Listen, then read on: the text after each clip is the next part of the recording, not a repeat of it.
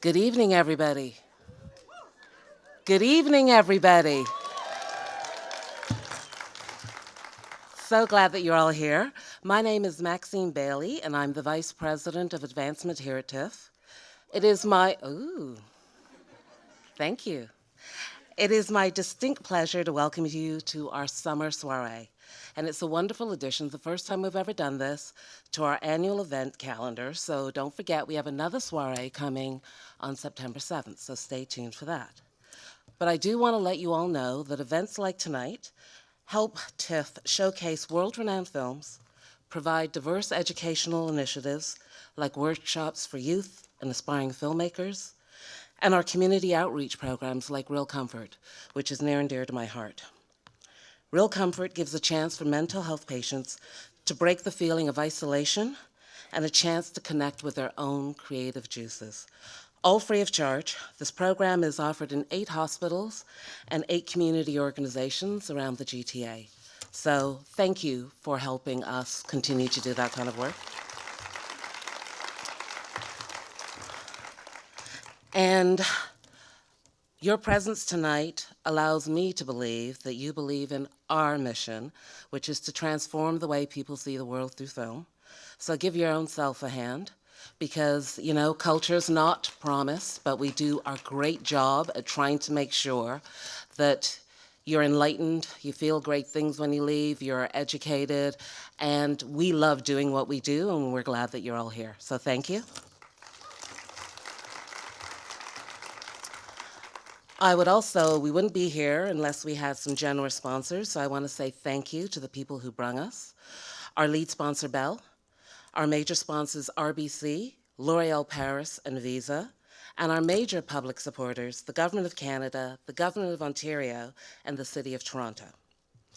And in addition, we take this quite seriously here at TIFF, we honor and acknowledge the original caretakers of this land, the Mississaugas of New Credit. We could not be happier, so transition, little segue. We couldn't be happier to present tonight's event. The stars aligned, we're really, really thrilled he could be here.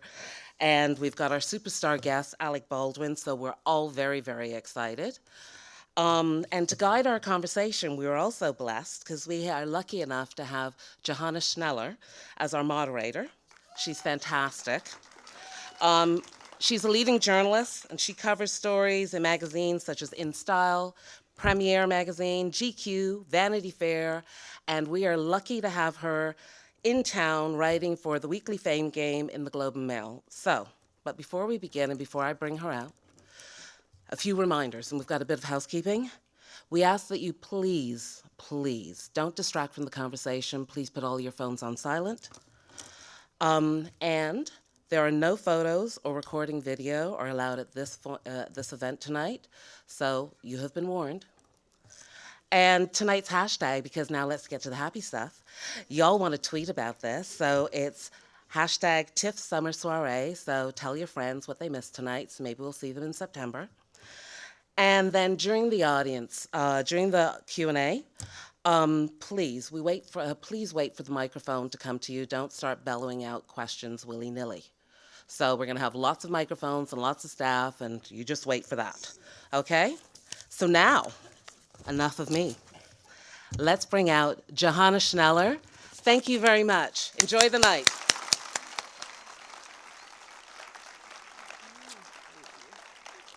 Hey, everybody.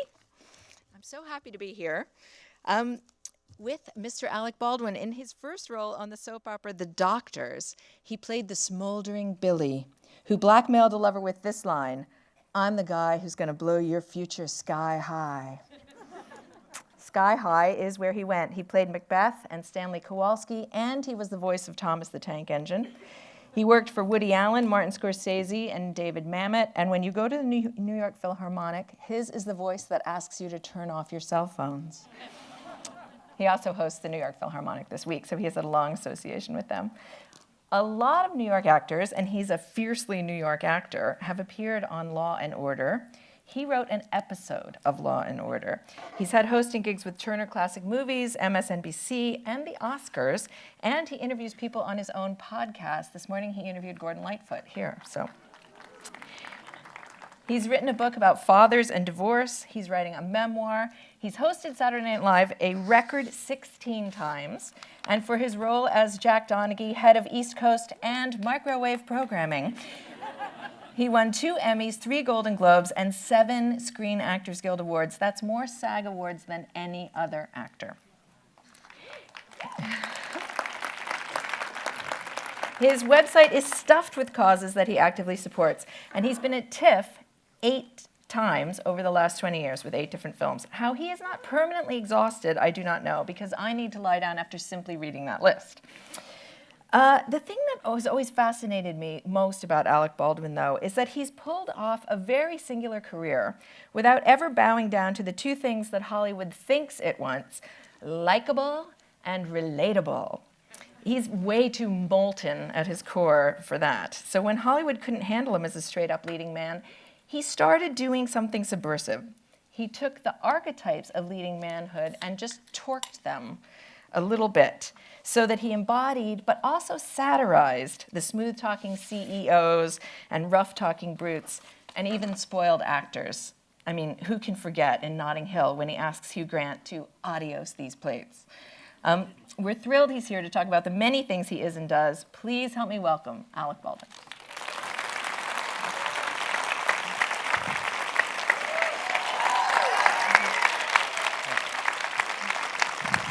Hello, sir.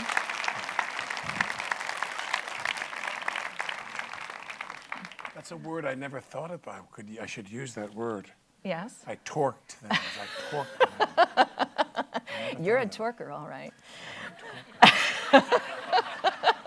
So 8 TIFF films in 20 years, from Glengarry Glen Ross in 1992 to Still Alice in 2014. I wonder if we could, since we're here, just start off with sort of what TIFF means to you. Well, I think that people, the importance of festivals, I think obviously have grown over the last 20 years in terms of marketing films and getting awareness for your films. Festivals are about appreciation and sales and market. And I always feel awkward saying this because when you're in Toronto, you say this thing which is nonetheless true, which is that Toronto was the most admired festival in the world because of the way that they balance festival and market. The marketing of films is important. You know, it's very necessary, but a lot of places the market overwhelms the festival and the appreciation and the purpose of the film going there. And when I came here, I've always had a very unique experience, very comfortable. I love the city. I love Canada. I do love Canada. That's a guaranteed applause line. Well, no, but I shot the movie The Edge there. It was just like the most amazing time of my life. We were there in Alberta, and we went to every significant region of Alberta when we shot. We started the film in 1996 in August, and we wore bug repellent in the park in August. And when we finished the film toward the end of November, it was 30 below in Edmonton. And so we experienced a 100-degree temperature change while we were there. It was kind of thrilling. But I fell in love with Canmore, and we went into the park, and we went to Assiniboine and Athabasca, the Columbia Icefields, Kananaskis. We were all over Alberta. It was the most beautiful time of my life, actually. It's really interesting. I've read a couple of interviews in preparation for this, and in several of them you say that you don't think you're a natural film actor. And I wonder what you mean by that. Well, I think I can be from time to time, but I think there are people who just they're kind of wired where they find that their ear, and they find a way to connect to the camera in a more effortless way. There are people who, like when I studied acting and when I started acting, I felt that you didn't want to be, and this is the result of working in the theater perhaps, where you didn't want to be caught with your pants down energy-wise. You wanted to have some vitality and some energy to what you did and the way you delivered a line and so forth. And in film, that became, it could become problematic. And people who step in front of a film camera, and there just is this interaction they have. You know, DiCaprio is a very good example of someone who, everything is perfect. You know, the volume of his voice and the pace that he speaks and the amount that he emotes and the level. There's a kind of It's like they're wired to the camera in a way, emotionally. And you see people like that who are the most talented are people who they hit it just right, the notes they play. And I see people, myself included, where you see yourself pushing too hard or you're not maybe getting it right. I do want to add, I said this outside, by the way, that I don't want to lose the opportunity to say that someone asked me outside what my favorite memory was of TIFF. And I came here actually just to see some films. Or maybe we had The Edge here, I don't think so, but I came here. And Adam McGoyan's movie Felicia's Journey was here. And I came to see Hoskins, who I knew, and I wanted to say hi to Bob. And then I said, oh, I want to meet this young woman, Elaine Cassidy, who was the star of one of the stars of the film. And we were in some little cocktail VIP zone or whatever. And this publicist said, oh, Elaine is outside, I'll go and get her to say hello to you. And the woman came back and she said, well, Elaine's coming with her mother. She was like 19 years old at the time. And she said, Elaine is coming with her mother, but she wanted me to tell you that she's already met you. And I thought, I have no recollection of that at all, meeting this woman. And then she arrives, and I said, hi, I'm Alec. And she said, I'm going to do my bad Irish accent now. But she said, one time you and your wife, meaning my former wife, she said, went to a gas station in Wicklow.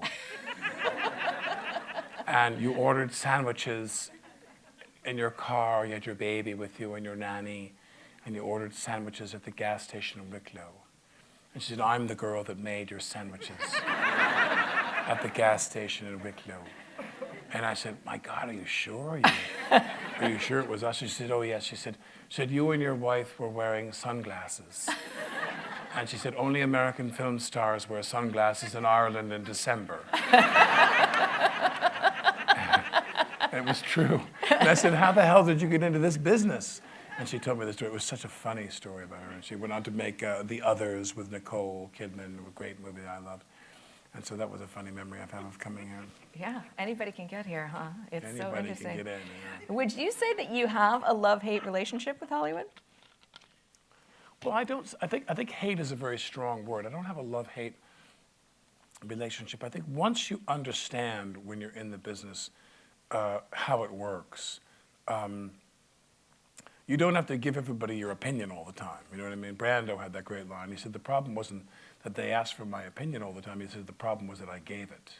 And when you go to Hollywood, you just have to accept what it is and figure out a way that you can fit in. I always tell young people now, be a part of it. You know, don't come in there and bite the hand and push them away. And you know, when you badmouth LA, you're badmouthing a home that 3 or 4 million people live there.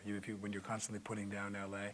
I'll never forget, one person said to me, I was with a bunch of actors on a set. We were making a film many years ago. And someone was talking about a Schwarzenegger film, an action film that had come out that weekend. And they were saying these derogatory things about the film and the content. And this producer we were working with was sitting there with us in these chairs at this idle moment. And he kind of whipped on him. And he said, don't do that. And my friend was like, the other guy says, what do you mean? He goes, when Schwarzenegger goes to work on a film, 250 people in this business have a high-paying job. Craftspeople in every department. Wardrobe, sets, electrical, drivers, payroll, locations. 250 people in the movie business get a high-paying job. And he said, and then the money that Warner Brothers makes from that film, they peel off $25 or $30 million from that to buy books and develop scripts for a movie you might be in next year. So we all are benefactors of success in films, regardless who they are. And when I learned how the business works that way, how interconnected it is that way, it did change my view of that. Interesting. Well, we're going to look at Alec's first couple of, well, not his first couple of films, but films from the first part of his career. So if we can show reel one right now, please. Oh, God help me.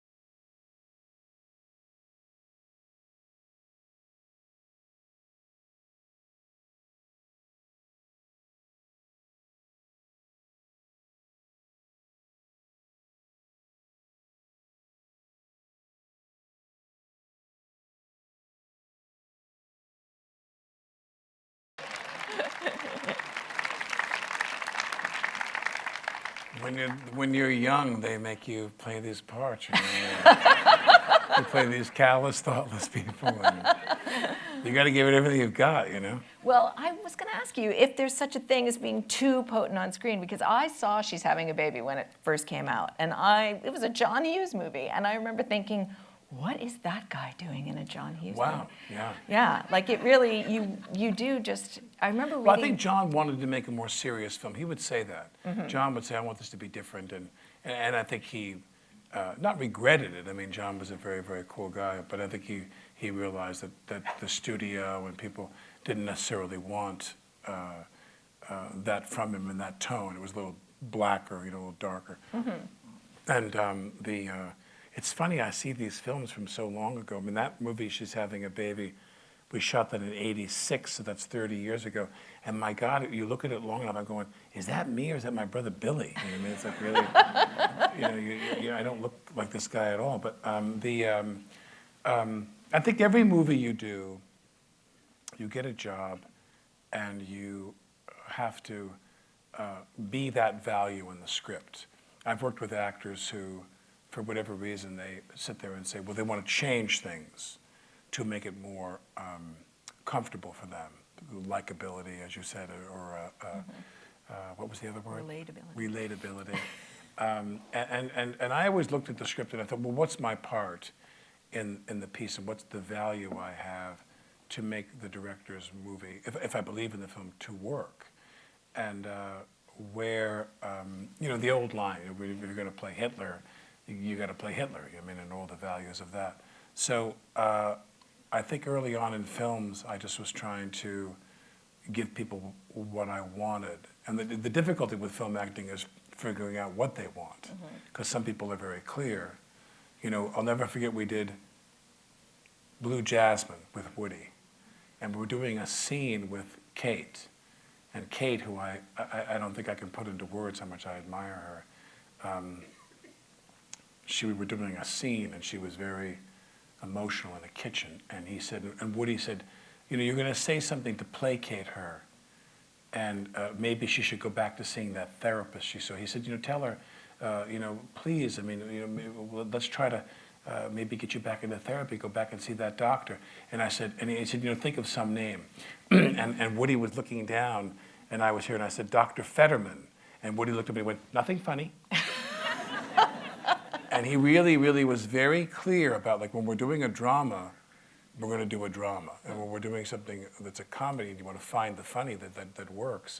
But, Kate had the scene where we become physically violent with each other. And she tries to hit me, and I throw her on a couch and all this stuff, and fish these pills out of her bag.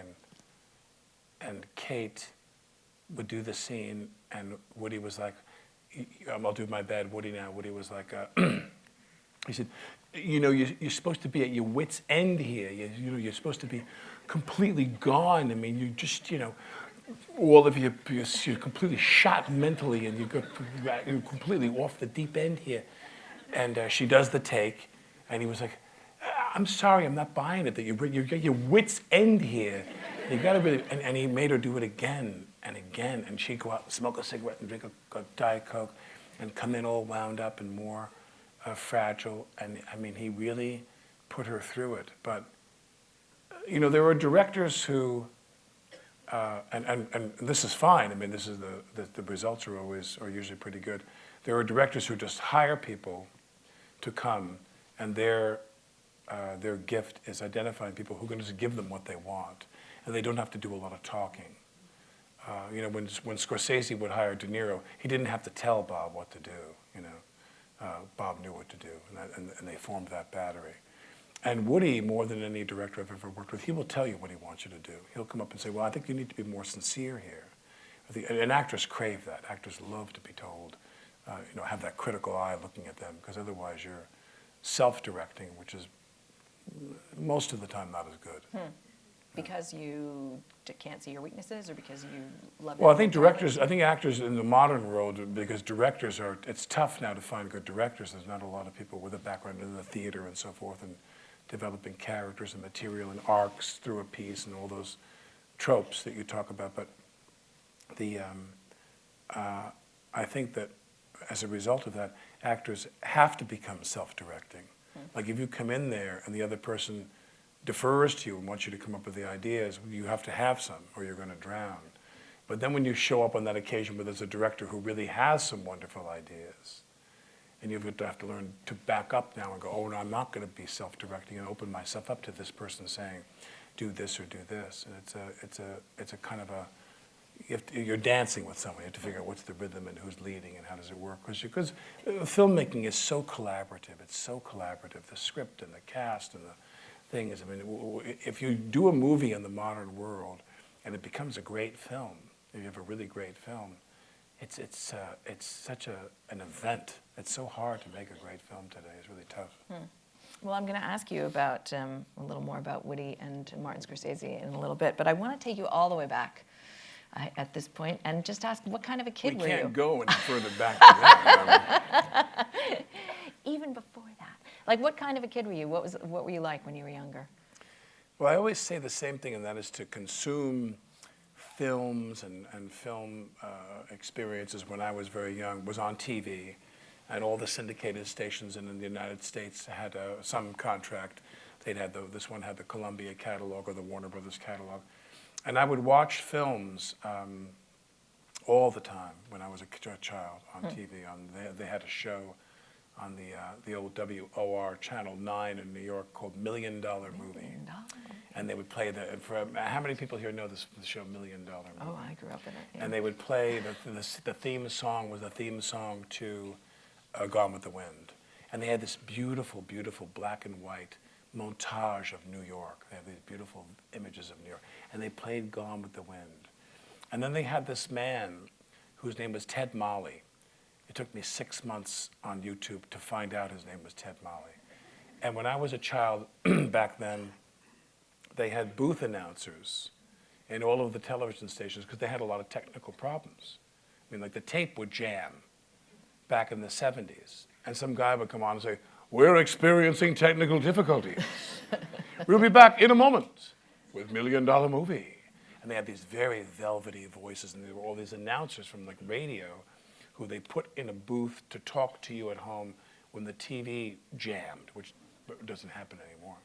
And there was this guy named Ted Molly who would come on, and they would announce shows. They'd say, next on $1 Million Movie, Barbara Stanwyck tells Gary Cooper where he can go in Ball of Fire. And I remember that my childhood was just listening to this and watching movies obsessively with my dad and weekends and this and that.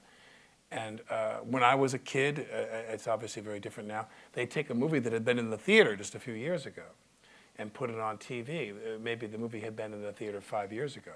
But to see a full-length feature film from Hollywood on TV in primetime that was a popular film, everybody got so excited. It was bizarre. They'd sit there and they'd say, this blockbuster movie event on ABC, The Sound of Music.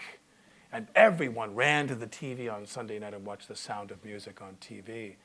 And it's nothing at all like it is now. And so I was addicted to watching movies from when I was like 10. What did your dad watch? Well, we would watch, my dad would be laying there, and it would be like 11:30 at night. I've said this in many interviews before, but my dad would be laying on the couch, and my dad would have the New York Times, and the New York Times had these little pithy reviews in the television thing. So they had somebody who I would probably rate them as one of the greatest writers that ever lived. Because they wrote these like 2-line reviews of movies in the New York Times TV section. And my dad would sit there, literally he would go, gosh, that's a good one. And I'd be sitting there on the chair, he'd be like across from me, I'd go, what? What's a good one? What's a good one? And my dad would say, 5 Graves to Cairo with Francho Tone. That's a fantastic movie. Or a couple of weeks later, he'd say, that's a good one. I go, what's a good one? He'd say, Passage to Marseille with Humphrey Bogart and Peter Lorre. What a great movie. And sure enough, I would insinuate myself into getting my dad to let me watch a half an hour of the movie. Then he would fall asleep. And I would watch the movie till 1 o'clock in the morning. And I watched How Green Was My Valley and Witness for the Prosecution and Strangers on a Train and Sorry, Wrong Number and all these classic films. And as I always say, I watched TV when I was a kid. I'm dating, maybe there's some people old enough to remember this. When I watched TV, it was like F Troop and the Beverly Hillbillies and shows Mr. Ed and all those kinds of dopey shows. And then when you get into the Love Boat era, the Aaron Spelling era, I stopped watching TV and watched movies, and I only watched movies. So I was just, and I've also said many times in interviews that you would impersonate these films, you'd memorize every line. And I'd be like lying in bed, my mother would be taking a nap, and I'd be lying next to my mother in a bed when I was a little boy. And, Cagney in White Heat, the guy says, the guy's in the trunk of the car, and he's like, open up, I can't breathe, I need some air. And, Cagney's line, whatever it was like, air? You want air? I'll give you air. Boom, boom, boom, and he'd shoot the back of the car. And when I was a kid, I would lay in bed and sing it as quietly as I could so my mother couldn't hear. I'd be laying there going, air? You want air? I'll give you air. Boom, boom, boom. My mother would be like, be quiet. And so you would get into miming and impersonating. Because for us, this is all there was. There was no Beta, VHS, whatever. There was no Netflix. This was it. What do you think you saw in the movies? What do you think transfixed you? I guess people that were really, of that period, people who really were very stylized, people who were very unique, Bogart and Gary Cooper. And I think when I was young, people who were very tough, people who were very colorful, Bogart in his films just mesmerized me. He was such a signature. He would walk right up to that line where it almost seemed silly, and yet he was so authentic. He was so real and so committed, And Cagney, Gable. I remember seeing later on Gable do The Misfits, and it was interesting to see Gable of his world, Gable of the most kind of creamy and velvety and most beautiful period of filmmaking in America, trying to hold his own with these method actors, and trying to give a very raw and kind of not posing in front of the camera, which is what he was required to do basically, and for Gable to do The Misfits with Monroe and Clift and Eli Wallach, all people who were studied in the studio in the 50s. And he did a great job. I mean, you look at that movie and you go, my God, Gable was a great actor. He was a great actor. He didn't always have the chance to show it in certain films. You start to be overtaken by the emotive quality of films, and you watch people who have these powerful emotions in film. I remember never being able to get them out of my head, like the end of Meet John Doe. When they go out on the balcony and the snow is there, and they're beseeching him, Stanwyck is beseeching him not to give up. And that wonderful scene. I loved watching people who were these very skilled. I love actors who could go both ways, and no one more so than James Mason. I thought that Mason was this incredibly gifted actor. So when you watch him in A Star Is Born, and he plays this horrible guy. The Norman Maine character is very selfish, and some of it is because of alcoholism, obviously. But then I remember him as the villain in The Verdict with Paul Newman. I remember what a horrible villain. He was a great villain because he was so powerful intellectually, and his acting was so. But this is a guy who just the muscularity of his acting, and that scene where Lindsay Krause was the nurse, if you know the film, obviously, and she forges the document. And then she breaks down on the stand and says, "Who are these men? I wanted to be a nurse." Every time I watch that scene, I sob, I cry. That this woman's ambitions are crushed in all the malice and the greed of these men in this case. And I've been starting to become overtaken by all that, Brando, obviously, saying, whatever you do, don't leave him here. When his brother's dead, and his brother who betrayed him, and his brother who did all these horrible things, and his brother who was a handmaiden of all these horrible people, and yet Brando is overcome by the death of Steiger in that scene in the alleyway when he's on the hook. "I'm going to take it out on their skulls," he says. And you just watch that movie over and over again because of the power of it. And I just remember becoming addicted to that too. I'm really interested in how well you remember, how emotionally you remember this. Obviously, it meant a lot to you. Like, was your family expressive emotionally? Was this a place where you found a place to put your Becoming emotions? a bit psychoanalytic here for my taste, if I may say so. Let's confine ourselves to my mimicry, if you don't mind. Just following the thread here. No, but I mean, my dad loved movies, and my parents didn't have any money. My dad was a school teacher with 6 kids. He didn't have any money. To go to Broadway was like, we go on a school trip and go see a Broadway show, and that was a big deal. And to go to the movies in the movie theater was a big deal, And so you watched a lot of these movies on TV. And I guess at the same time, all this is going on, and I never had a moment of thinking I would do that for a living. Never. I never sat there and go, I'm coming to Hollywood. My ex-wife was someone who grew up laying on a floor in Athens, Georgia, watching TV and watching, the Tab Hunter movies, and sitting there going, oh, California.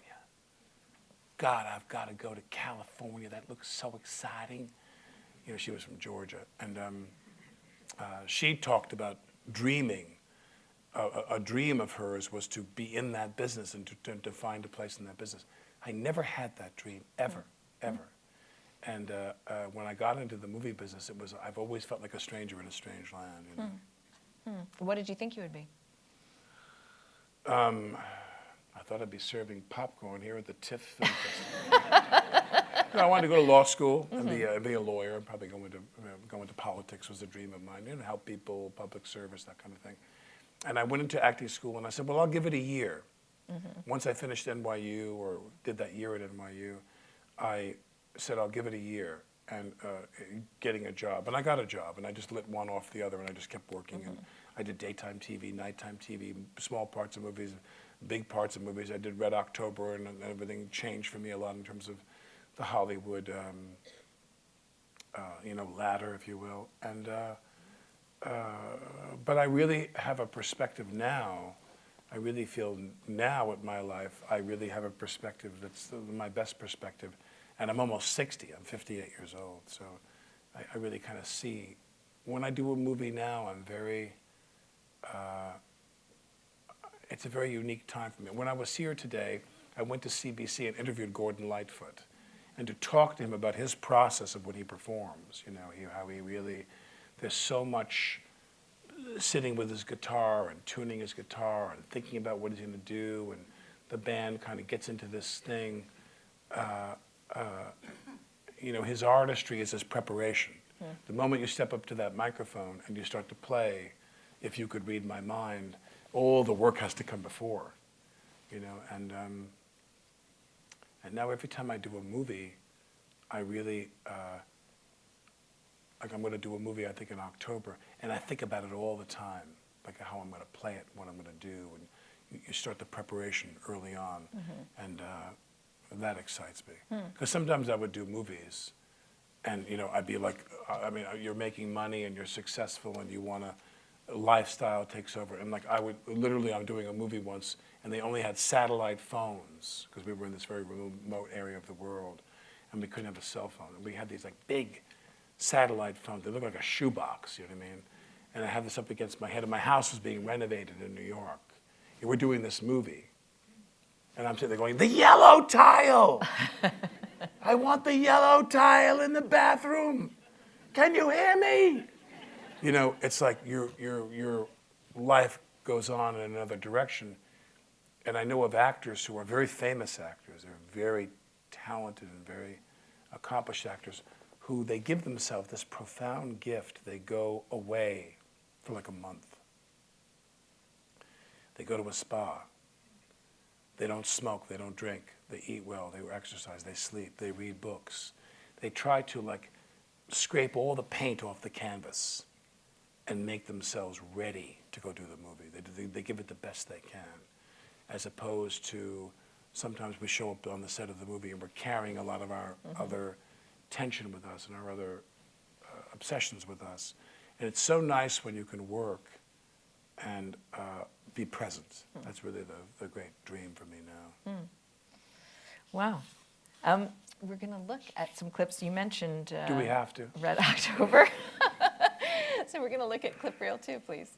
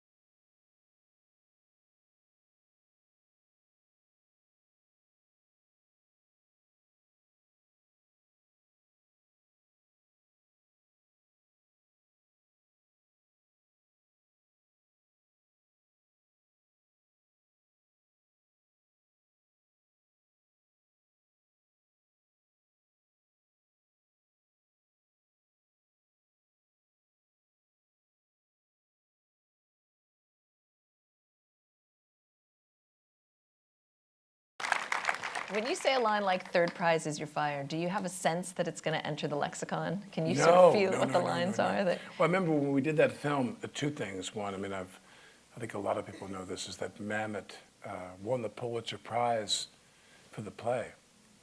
And they were going to shoot the film, and Mamet said, I want to add a scene to the film.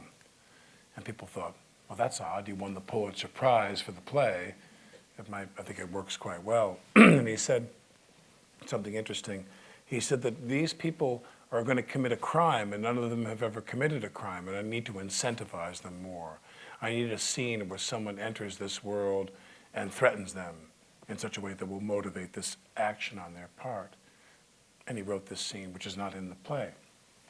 And much to, I think, to his consternation, the play is revived all the time, and people will walk out and go, "Where's that? Put my coffee down." Did they cut that from the play? Why would they do that? You know, and so they did. Mamet added that scene, and they asked me to do that part, and it was very difficult because you're in a room with people that you admire. You know, you're there with these great actors. I mean, it couldn't get any better than that. Ed, Kevin, Arkin, Lemon. You know, talk about worshiping. I mean, here I am with this guy I worship. And Pacino and Jonathan Pryce were in that scene. But we go to do the scene, and we rehearsed for a couple days. I wasn't off the book. I didn't know the words. So I made up some of my own words to fill in the gaps, which were 10 times more corrosive than the words that were written in the piece. And when we come back to shoot the play, they're all primed for this unpleasant thing, because they have to take it. They have to sit there and take it. That's what's written. This guy who's a bigwig in the company is going to spray this all over them. And I was not motivated to do that. And I'll never forget that Jamie Foley, the director, said something to me. And, you know, this is great directing, I must say, because Foley did one of my favorite movies is After Dark, My Sweet. I don't know if you know that movie, After Dark, My Sweet, which is from the Jim Thompson canon, like The Getaway and The Grifters and so forth. After Dark, My Sweet, please go see this movie. It's this beautiful movie. And with Rachel Ward and Bruce Stern. And why am I blanking out? Who's the young guy? Jason Patric. Thank you. Jason Patric played the third role. It's this great movie. So Foley says to me, he says, "This is like Patton." And he said, "Remember in Patton, when Patton went into the tent and slapped the soldier across the face because he was disgracing all the other soldiers that had been wounded in battle? He's like, you know, you call yourself a soldier? Bang!" And he cracks the guy. Then later on, he has to apologize to him. But he was doing it, you know, for what he thought was a valid reason. And Jamie said to me, "This is you call yourself a salesman." He said, "You're doing this for their own good. Like, you're going to really, really try to motivate them, because if not, they're going to lose their jobs. This is you call yourself a salesman. You need to crack them across the face with every line you can." And I remember sitting there, and he's talking to me, and I'm like, okay. And I got up there, and I was like, you know, bang, every line I said. But it helps you, you know. You need to feel. I did this movie Malice, which was this kind of B-level, you know, it was an okay thriller. Harold Becker directed. He was a good director. I love Harold. And Nicole and Bill Pullman, who I respect both of them a lot. But the real beauty of it, you got to be photographed by Gordon Willis, who photographed The Godfather. Here I am on the set of a film with one of the greatest cinematographers of all time. Now, Gordon Willis, who passed away, he was a very taciturn man. Very. And he and Harold would be huddled up about the shots for the day. And the crew would be milling around and chatting with each other and joking and having a coffee or whatever. And literally Gordon Willis would sit there and go, "So I thought maybe we would put the camera, would you shut up?" He would yell at the crew. And I was like, oh my God. And so I realized how to butter up Gordon. I mean, I sucked up to this guy in the most shameless way. I brought him his coffee in the morning. Like, "Gordon, I have a coffee." He was like, "Thank you very much." And I tried to like get in with Gordy, you know, to have the most positive experience, because I thought, well, that's what the experience is. I'm going to make a movie with Gordon Willis. Unlike in Glengarry, that's what the experience is, to be shot by Juan Ruiz and Chia. Glengarry, to me, is a beautifully photographed movie, beautiful. Those scenes in the Chinese restaurant. I mean, Juan Ruiz and Chia, who's the DP. I went to go do It's Complicated with John Toll, the only man, I think if I'm not mistaken, to win back-to-back Oscars for A River Runs Through It. and Braveheart. And Toll was like all these great monastic men who are, and some women, but mostly men who are cinematographers who develop a relationship with you that's a very kind of a telepathic thing. Like you do a take, and if you thought the take was good, and you look at Toll, and Toll would look at me and go, like you could sit there and go, cinematographer, not the director. Well, either one, Yeah. but both. But it was nice to get Toll's input from that. Cinematographers and working with cinematographers, Bob Richardson, Ballhouse, Don McAlpine, who we shot The Edge with up here. I mean, that's one of the greatest joys, because I don't know anything about cinematography. A lot of actors become very fascinated with lenses and cutting and size, and we're going to go from this to this and do this. And whatever the cinematographer and the director are doing together in terms of the great task of photographing the film, the photography is essential. And when they're going through all of the myriad of choices, some actors become very, very fond of that and very, very curious about that. And I never had an ounce of curiosity about that. Directors would walk up to me and go, now in this next shot, we're going to be in a 40. And I would hold up my hand and I would go, so long as you know. That's all I go, because it's not going to change what I do. I'm going to do what I do. And you shoot it any way you want to. You put any lens on the camera you want to. But to work with them was such a great honor. I work with some of the greatest DPs in history. I have this theory that when you look at somebody, once they reach a point in their career where they can make choices, that you look at somebody's filmography and you sort of see a biography there.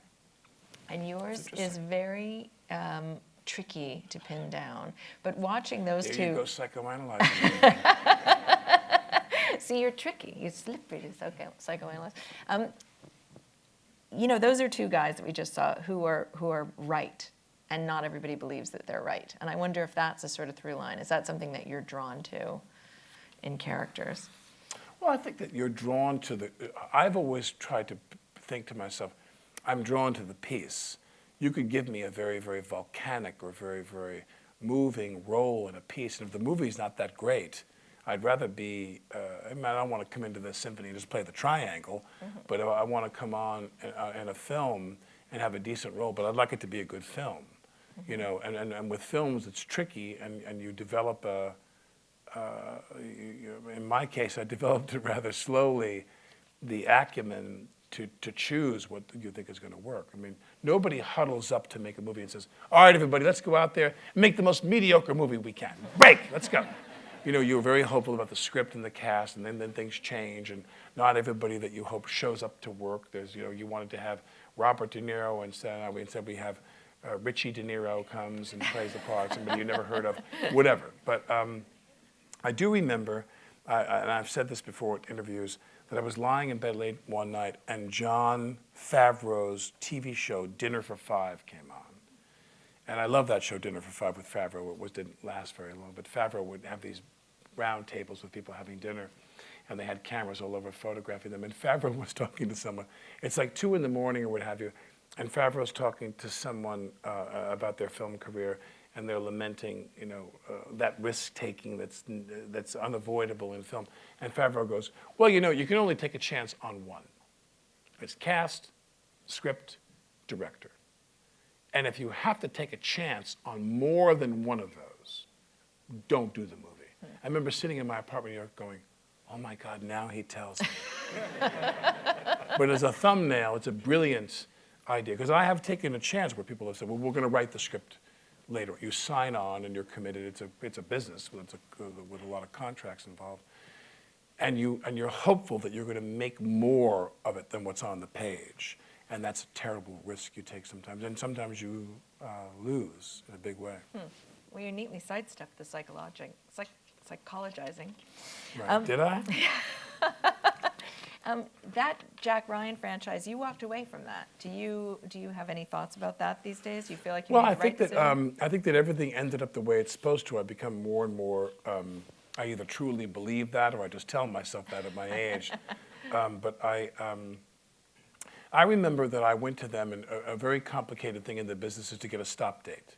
You'll say to them, I need for the movie to end on this date or approximately, because I'm going to go do another movie. And they would not give me a stop date. And I thought, okay. I said, will you give me a start date? And I know you're not going to shoot for 4 months. You're going to shoot for like 3 months or 12 weeks. I said, what's the start date? They go, we don't know the start date. You need to give us a blanket commitment to the film, and we're going to start whenever we're ready and stop whenever we're ready. And I had this chance to go to do Streetcar Named Desire on Broadway. And I realized eventually that they wanted someone else to play the part. And they had a deal with someone to do a film. That film fell apart. They owed that person millions of dollars for that film. And they said, we owe him millions of dollars for this other movie. And Alec is becoming a little bit of a pain in the ass because he wants to go do Streetcar Named Desire on Broadway.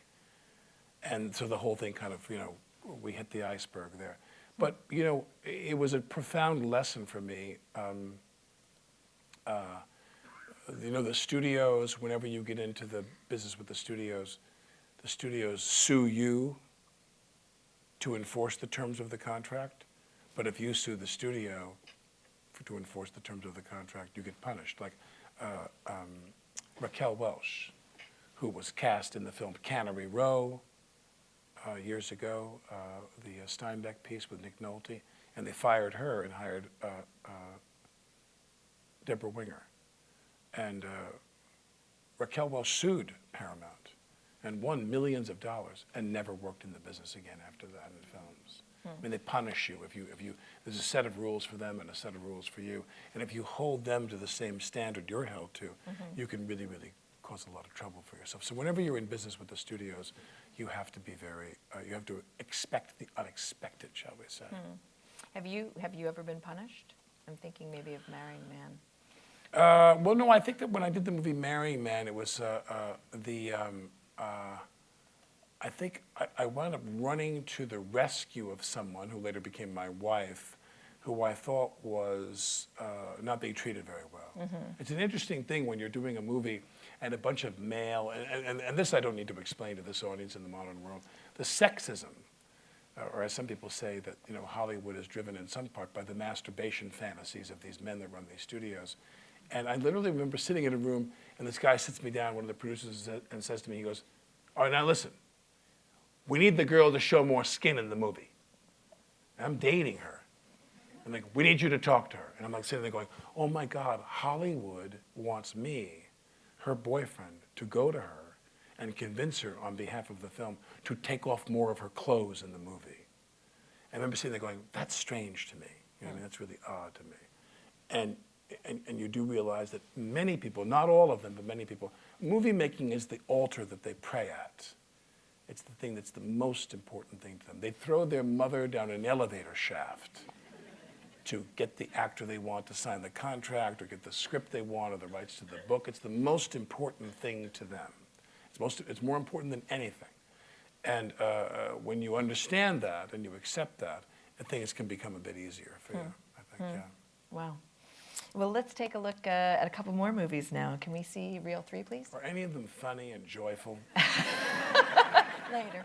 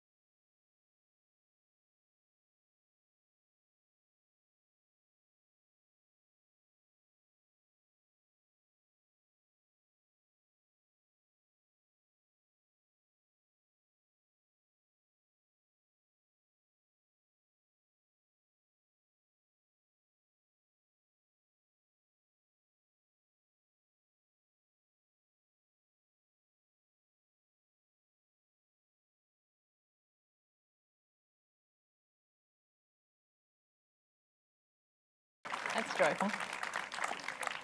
So for The Cooler, you were nominated for an Oscar. Yeah. What was yeah. that? I mean, did you feel like that's interesting for this movie? It Did is, it feel- yeah, it was. The movie did not, perform well and sell a lot of tickets and make money.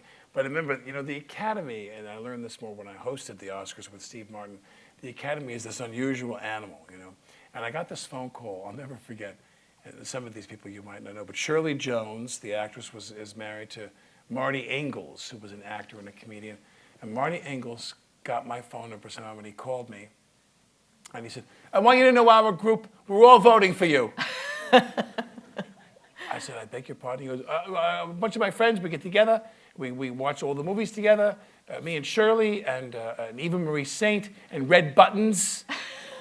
And he names all these people from there. We all get together, we all have dinner, and we watch movies, and we think you're fantastic, we think you're great, and we're going to vote for you. And I thought, my God, that's fantastic. That's really, really. Shirley Jones won, and Red Buttons won for Sayonara.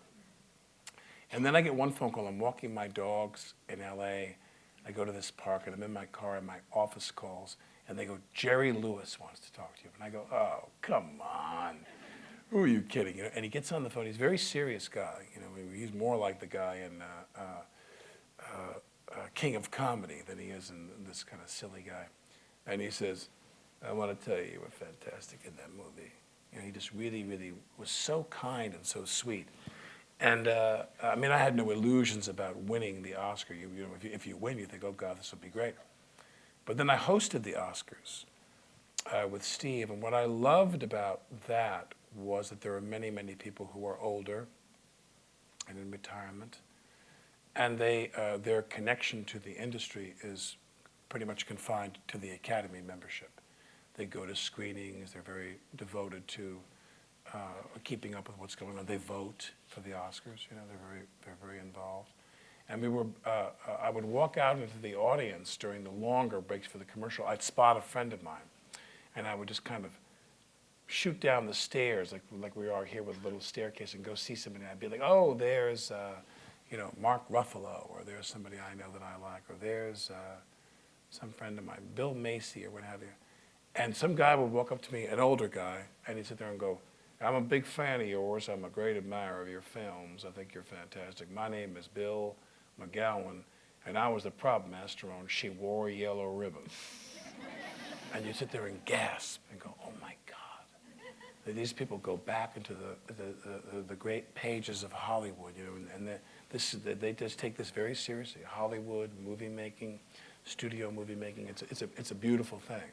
And I try to tell people that now. I try to say, don't, if you get to be Leo DiCaprio and you're making movies with Marty and you're getting paid all this money and you're famous and he just finally got his Oscar, it's a great life.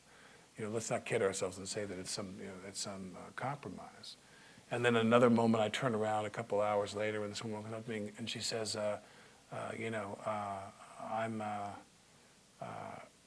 I'm Muriel Hathaway, and I'm a great admirer of your films. And I was the script supervisor on Psycho. And you were like, God, you were the script supervisor on Psycho. And you want to grab that person and sit them down and say, oh, tell me all about what it was like to shoot Psycho. And it's really, really thrilling to me now, the history and the heritage of movie making, and to be around people like that. It's almost like, when I think of movies now, I don't think about me and my movies that much. I think about other people's movies more, Do you have a Scorsese story? When we did The Departed, we know there's this moment where he said, I can't really do my Marty right now maybe, but Marty said to me, that guy right there, that guy that tells you he didn't put the camera in the garage, that guy who didn't put the camera in the garage, the guy who didn't put the camera in the garage, the guy who didn't put the camera in the garage, that guy right there. You go, are you angry with him? You angry with him? You angry? You make him angry? The guy with the camera, didn't put the camera in the garage, you make him angry? And I go, yeah, I'm angry. He goes, how angry are you? You're angry. Are you angry? How angry are you? Are you angry? How angry are you? Are you angry? How angry? Are you very angry? You very angry? And I go, yeah, I'm very angry. How angry? We're on a scale of 1 to 10, 11, how angry are you? And I go, I'm angry. I'm goddamn, I'm fucking angry, man. I'm really fucking angry. He goes, you're really angry? Well, what do you want to do? You're angry? What do you want to do about it? What do you want to do? I go, well, I want to grab the guy. I want to beat the shit out of the guy. He goes, let's shoot that. Let's shoot that. And I go, what? And so I walk up to the guy and I say, can I talk to you for a minute, please? I take him, and I bounced the guy off the wall, and the wall started to fall. The set wasn't braced for the stunt. So Marty goes, we got to put some lumber in here, some sandbags. We got to fortify the wall. I love it. It's great. You're going to throw him off the wall. That's great. You're angry. You want to beat the crap out of him. We're going to put the sandbags there. We're going to put some brackets on the wall. And we'll shoot this thing out. We're going to do it again. So we take a break, and they build all this shit to fortify the wall. And I walk up to the guy, take two, and I'm like, can I talk to you for a minute, please? You didn't put the, you son of a, boom, and I bounce the guy, and I'm stomping. And you can hear Marty about as far as I am from these folks over here behind the little wall, and he's watching the movie with a monitor. He's going, you know, he was laughing. I mean, if you entertain him, he's a very, very appreciative audience. And I remember that vividly. That's pretty great. But he's someone who you go there and you got to get beyond that thing about, oh, it's an honor. You know, that happened to me. I first worked with Woody, and you're paralyzed with fear. You work with you see these people, and all the films are screening in your mind, and your love of films kind of intrudes on your professionalism, if you will. And you see Marty, and you're just sitting there going, oh my God. And then I did the Good Shepherd with Bob, and Matt Damon and I would do a take. And the take would be over, they'd say, cut! And the director would go and talk to the cinematographer, Bob Richardson, they would talk. And then the director would come around the corner and come talk to me, and it's Robert De Niro. And so like the first 2 days, he would talk to me, I'd be like, could you repeat that, please? Because I can't hear a word you're saying. Because in my mind, I'm just seeing you going like this, and I'm screening all these films in my mind. And you have to overcome that fascination, you know. Like Bob would walk up to me and go,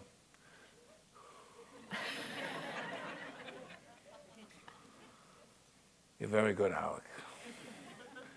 And then say to me, you know, talk slower and say the line, you know, you don't care.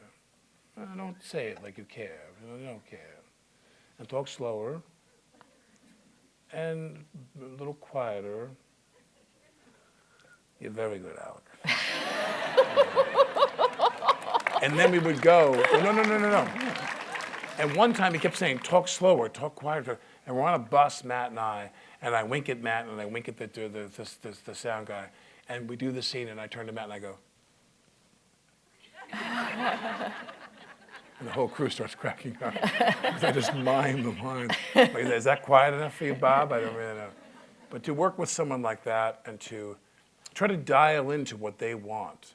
Because the thing you also learn, that's the most powerful thing you can learn in film acting, is that the director makes the movie. You don't make the movie. The director makes it. The filmmaking is this you know, just incontrovertibly collaborative medium, and you have to get into that zone with everybody and do the dance with everybody that they want to do. And when you make a movie, you're just thrilled when it's someone like Woody, who's so clear what he wants and what he doesn't want. It's very helpful. I always heard he doesn't direct, but you say he does. Well, sometimes. I mean, he'll say things that are, I mean, a lot of acting with the best actors is technical. You know, Nicholson told me that when he did the movie Chinatown, I was thrilled to see what it was like to have Nicholson on the set with Houston, one of the greatest filmmakers that ever lived in America, Houston, and Polanski. And Polanski would come up and Nicholson told me that that Polanski would talk quite a bit about the scene, and Houston would just sit there very patiently. And Nicholson said that Houston called Polanski Roman. He'd call him Roman. And he said that he sat there and said, Roman, there really are only two directions to give. A little more or a little less. And when you think about it, I think that's pretty true. You know what I mean? John Houston. And but to get into that frequency with the director, like when I did The Cooler, that guy who directed that movie, Wayne Kramer, oh God, I loved him. I really loved him. He was a great guy. I'm going to go do this movie this fall, and I have the same feeling for this guy, Joel Souza, who wrote and directed that I did for Wayne. You know, I know he's on to something. And I mean, I don't want to go there to glorify myself or my acting, my performance. I want to help Joel get where he wants to go with the script because it's a great script, you know? Yeah. How quickly do you have to be around someone before you have a dead-on impression of them? No, I mean, it just, I mean, all impressions are these exaggerations and so forth, but it's like, I'll never forget, I did this play, and we did this play that this guy, Ira Lewis, wrote, and he had done Chinese Coffee that Pacino did in Rep in New York. I think he did Salome and Chinese Coffee, this contemporary drama. And Ira wrote the play, and he was a close confidant of Pacino's, and I worship Pacino. Pacino's the reason I'm in the business. I watched, you know, all those movies just made me, you know, when they put the badge on his chest in the hospital in Serpico, I would just cry every time. And I just, you know, just all the Al's movies, you know, I worship Al, worship Al. And Ira wrote this play where he had this falling out with Al, and he writes a play about a megalomaniacal movie star who takes this playwright and his play hostage. And the movie star says to the playwright, I'm not going to make movies for 5 years. I'm so sick of Hollywood. I'm sick of movie making. I'm going to take your play, we're going to workshop it. We're going to go to San Francisco, with La Jolla, and Louisville, and the Guthrie. We're going to take it around the country. We're going to work on it. We're going to fine tune it. Then we're going to bring it into New York when we're ready. We're going to just hone this thing down. And Ira had written this play about his relationship with Al.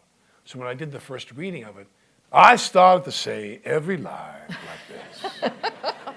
We're going to take your play, and we're going to take this play to San Francisco and to La Jolla, and we're going to fine-tune this play. We're going to fine-tune this play.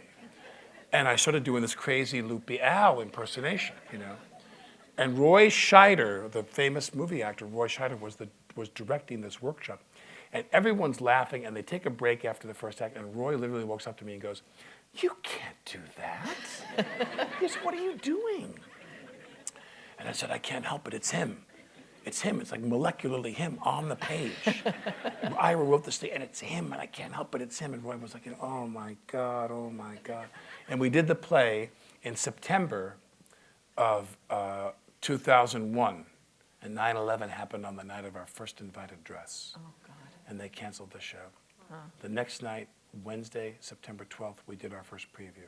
And people came up to us in the lobby sobbing and said, thank you for doing this and giving something to take our mind off this terrible reality.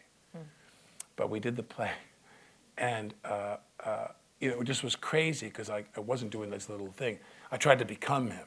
I mean, and be him and all his values and his vulnerabilities. And I had someone write me the nicest note. This woman was in the actor's studio for 30 years, and she said, I've never seen someone become someone else more than you in this play. And I had such a ball doing it. I had such a ball doing it. But I don't think Al liked the fact that I did it. Well, we're going to watch a couple more impressions here, and can we see reel 4?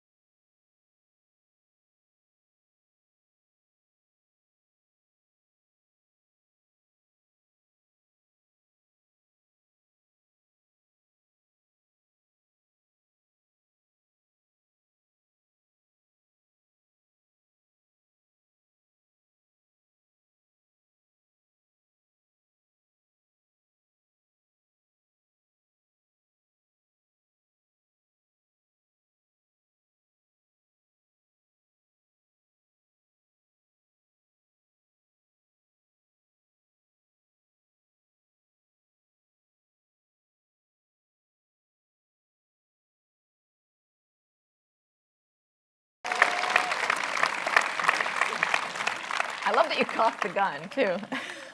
Well, you know what's funny is that you look at that and you go, this was the best time of my life, truly.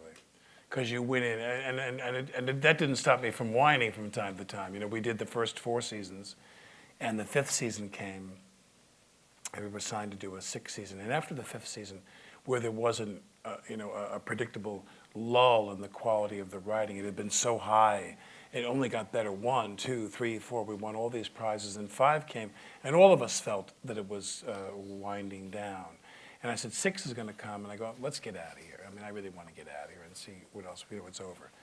And then we come back and do 6, and 6 is as good as it gets. We had a great time again, and I said, I'll sign for 3 more. Let's do 9.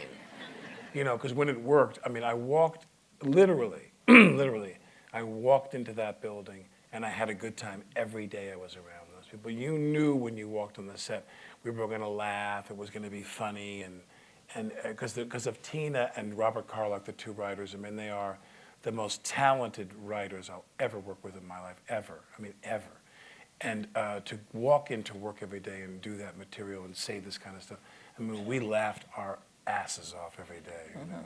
I mean, Do you think in terms of role of a lifetime? I mean, it's hard not to look at that and think that is a role of a lifetime. Well, that's true. I mean, that for me was, I mean, I had a lot of fun, and I wanted the guy to be smart and effective and, somewhat deluded. I mean, we wanted him to have all these kind of like, I didn't want him to be a sociopath, but he had his, his delusions and so forth.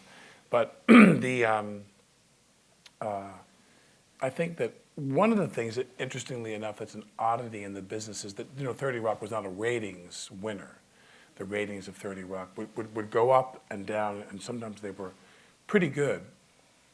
Always pretty good in the demo, that's what saved us. But another thing that saved us was how much people in the industry, there's the shows they watch. There's a whole list of shows that are successful shows and very, very powerful and important shows and ratings, superstars that no one in the business watches. And Lorne Michaels would be at a restaurant, and some guy who was some other titan of the communications industry would walk up and say, my boy broke his leg skiing in January, and we went home and we watched season 5 of 30 Rock while he was in his cast in his room, and we watched the whole show together. Man, that show was funny. So the people in the business watched the show, and it was a darling of people in the business, and that really helped us a lot, I think. Now, we're out of time, but I'm Yes. going to ask you, and we're going to open this up in 2 seconds. I could talk to you all night long, but I'm going to ask you 2 more questions, and then I'll explain the rules of the mics and all of that. So I guess it's another psychologizing question. Would you call yourself happy? I am now. I got married. I met my wife in 2011, and we got married in 2012. We had a child in 2013. We're kind of moving along here. We're kind of moving along.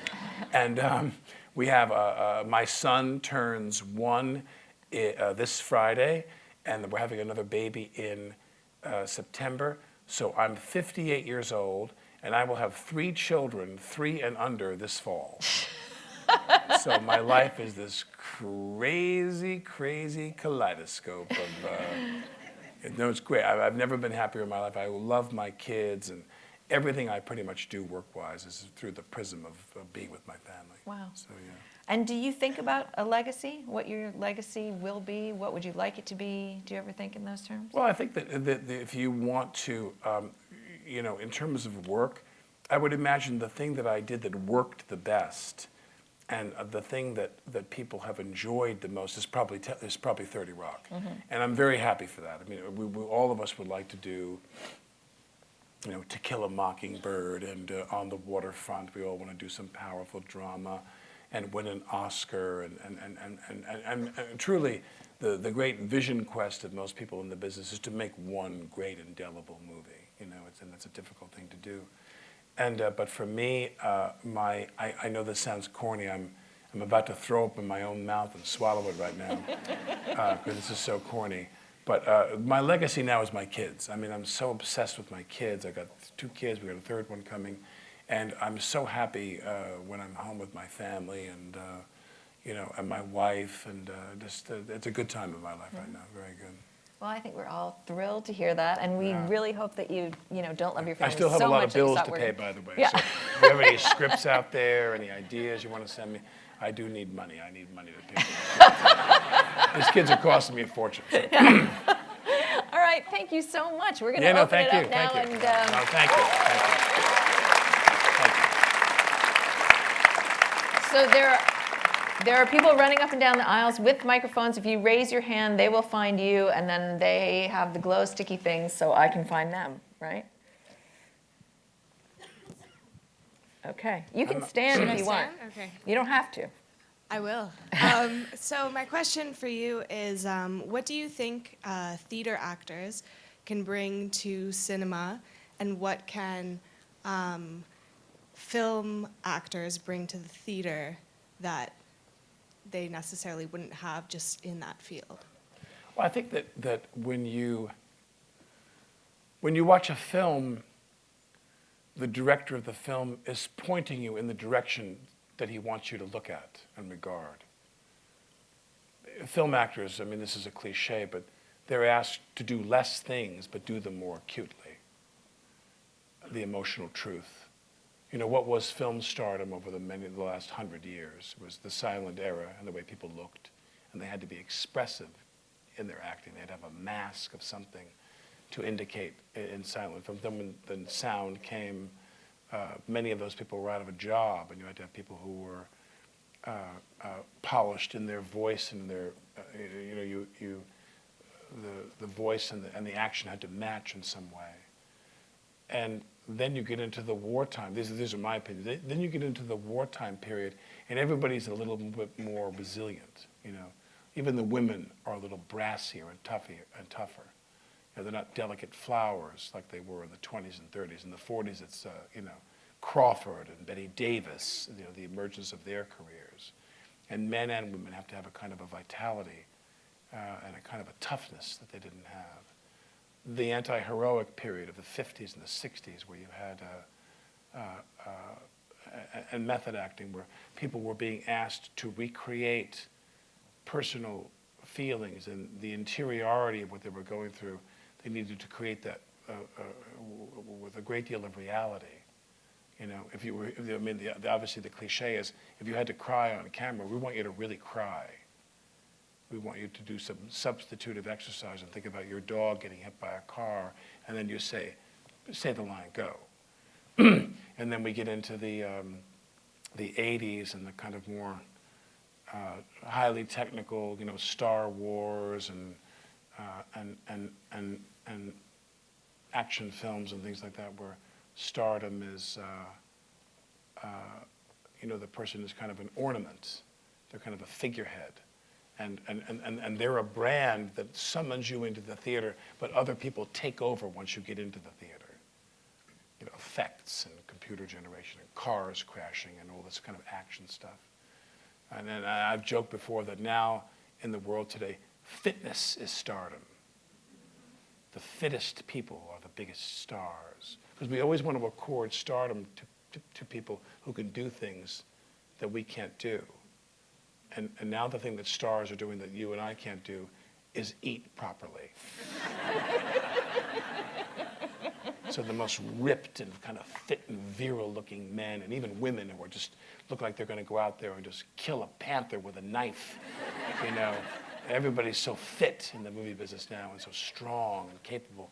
And but I do think that when you come back to this thing you said, my answer is that I think people should train in the theater for some period of time because the material is so much more thought out. You know, I mean, a play is people take their time, and they hopefully, you know, classic plays and maybe plays that are less produced, whether it's Pinter or Shakespeare or Chekhov or Williams or Jessica Lange. I did Streetcar Named Desire with her in 1992. And she did the play and got very mixed reviews in the play. Did not get nominated for a Tony. I think she was very frustrated because she was a woman that was used to being very celebrated in her film career. This was her theater debut. Not just her Broadway debut, but her theater debut. But something happened to her.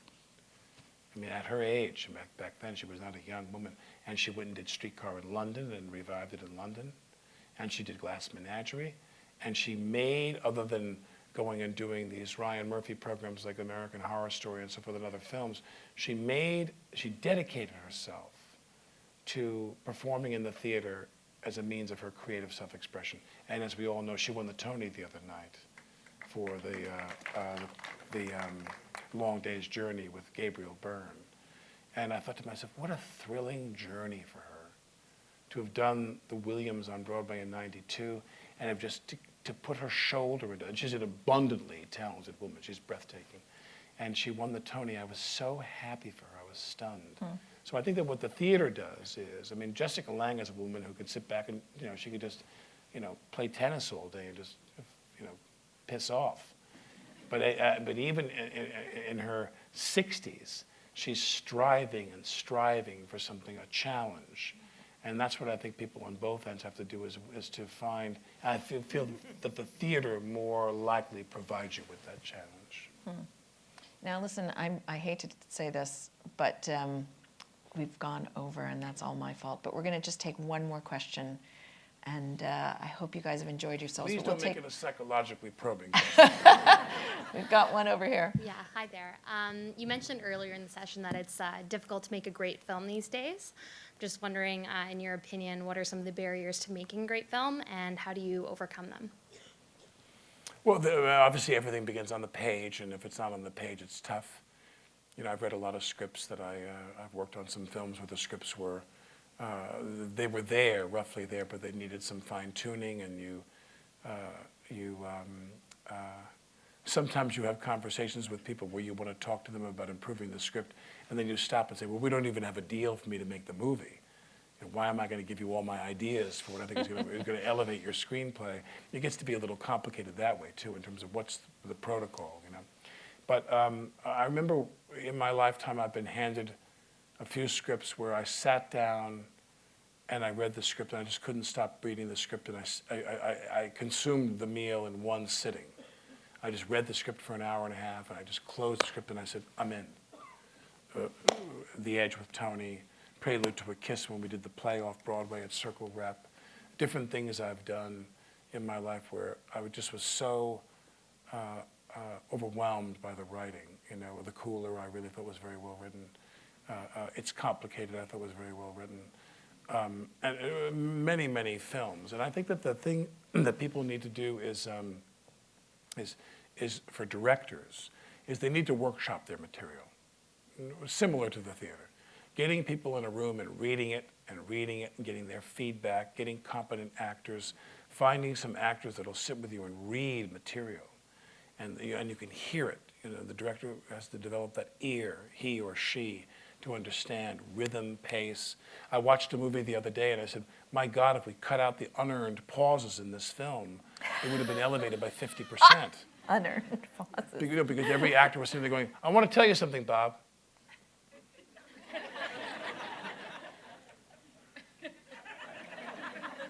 This isn't working, Bob. And I want to go, you can say that again. But meaning people, that idea of pace and velocity and when do you break and what's the meter of it? I mean, acting when it's done well is very much like music. There's a tempo to it. There's a way it should play. There's a way it should go. There's a way it should be done. Even in the theater. I mean, people disagree with me, but I'm a proponent of a lot of plays. There's really a better way to do it. You can do some kind of variations or you can do some kind of adaptations, but really there's a preferred way to do Streetcar and this kind of thing.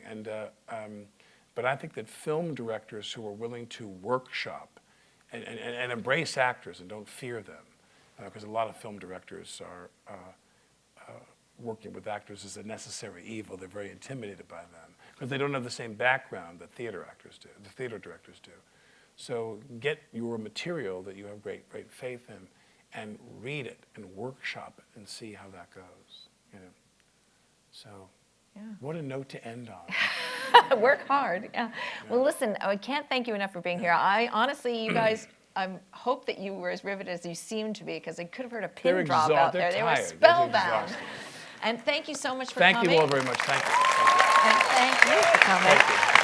Thank you. That was really good. Thank you. Thank you so much. And we're going to slip out this way.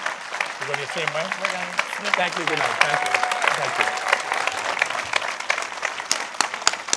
Thank you very much. Thank you.